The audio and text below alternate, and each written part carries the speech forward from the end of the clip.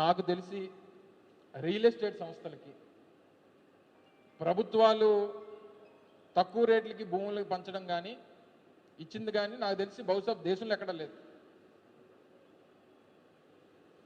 Infosys, TCS, Cognizant, లేకపోతే ఇంకో సంస్థ పెద్ద సంస్థలు అంటే వారికి కార్యకలాపాలు ఉండేటువంటి సంస్థలు కొన్ని ఉద్యోగ అవకాశాలు కల్పించాలి. అయితే మనకి ఉద్యోగ అవకాశాలను కల్పించాలి, లేదా రెవెన్యూ జనరేషన్ అన్న జరగాలి. రెండు జరగని దానికి భూములు దేనికి ఇస్తారు చెప్పండి ప్రభుత్వం?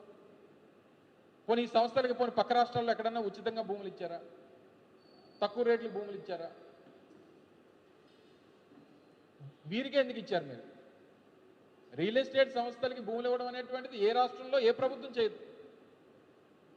వారికి మార్కెట్ ఉండి వారికి బాగుండి వారు ఇక్కడ మేము ఇన్వెస్ట్ చేస్తాం అనుకున్నప్పుడు 100 కోట్ల రూపాయలు పెట్టి